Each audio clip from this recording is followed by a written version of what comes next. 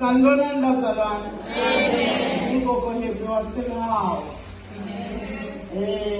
Khona la idivine. Amen bazalwane. Lethi sithathiyangegcele. Ngihangegcele. Ngicela untshela bazalwane. Umuva kungavumi ukhona uhamba. Bakuthatha nokubabiza hamba endlini kodwa. Angicale ngibonge kumadivine. Lezi lephilile ngifuna isifo lesinhle kabi madivine. Lesidinga inhliziyo yahamba. Ngisasebenzisa. Ngibuye ngiyokhomba amadivine. Lesipho banginike sona. Sisebenza umsebenzi lomninga. Samele kuthole. Amen bazalwane. Haleluya. Sengishilo ukuthi ngingogo ngethile. Lo sathana sendela kuhlanza yini. Kodwa akaphumeleli. Bazalwane suku namuhla. Ngilele eduzane nje lokunayiprayer manje ngiva ukuthi ngihlamela abazalwane. Sengiyahlabela ngiyalala ngoba angiva kahle empilweni. Ngiva ngathi kungena ifoni ngiyayiphendula. Ngithi mina ubani engikhuluma naye? Uthi I'm the one on the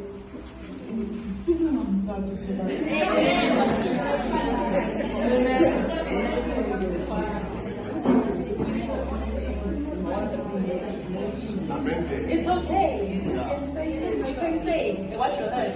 What you don't feel about. Ngivela ukuthi athena umlowani. Kodwa lesilunga ngisakhe. Amen. Ngicela abantu ngelizani yantomani. Uma ngivuka ngemva baduma ingoma ngayena. Ngemva ngathi ngivela kepisi. Ngagibela. Angisabona khona imfundo abazalwane. Ngiyadifundela iBhayibheli nenganga. Kodwa ngencisisa sokungibonisa. Kwafika incwadi engqondweni yami. Job 9 verse 10. Kuthi asisebenzeni bazalwane. Give up. Sisebenzele amandla. Ngoba ngale siyakhona phesheya kwethuna. Ngicela abantu abasha abasakhona. Yani enkonzweni usebenze ngendlela le ukhona ngayo. Ungadivaphi usizibhala kakwenu. Akahlabeli bani noma kunawuhlabela. Umsebenzi wakho wonke wende ngokuqiniseka nokugijima ngendlela. Yagijinywa ngendlela abazalwane. Sigijima kungavumi. Yini noma ungangithola ngilele.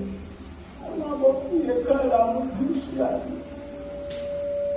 Angikoni kaShem. Ngikona Jesu lophila. Lonemandla. Kuze kube la bazalwane nizobe ephileni ethini kakhulu. Impilele la kulebandla. Namandla ngisaqhubeka.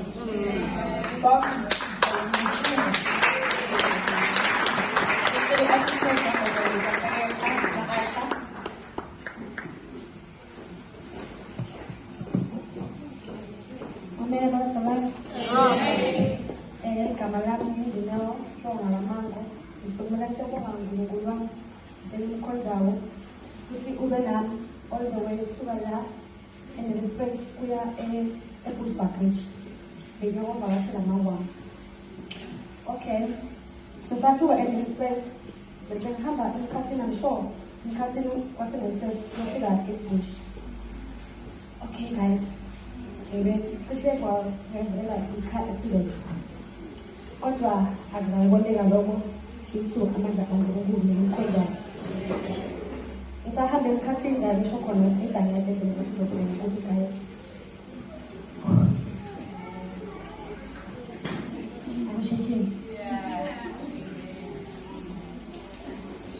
Sahamba kuleyo ndlela ekhathini ukhamukela nje angazi ukuthi ukhamukela kuphi. But ukhamukela ngala ka-driver sithi lashaya emkhathini kwi-screen. Kodwa driver ukhonile ukuyiphusha le moto uyibamba ukuthi ngake there's something else le-project. Wayivimba wabringa sakhuluma as ma-passengers. Ngoba ne-prayer lesiyibambile laphaya yahamba imoto. Yafika eBush straight eTaxi-Rank. Ngathatha enye itaxi leyombeka straight eBushbuckridge e-Aqueduct I mean. Sisahamba sasuka lapha eBush, I'm sure besengihamba eCastle. eCastle kwakuqhamuka lenye i-BMW yaqhamuka straight direct ukuthi iqonda thina le place sihamba ngayo. Ngeshwa driver naye wazama agqeke kancane 7 PM yamuva around aside. But bese ishayisa sihlahla ngalamva kwethu phambili, which means then ukuthi vele beyiqondane nathi. Kodwa ngaNkulunkulu engimkhonzayo ngayo ukukholelwa kwenyama.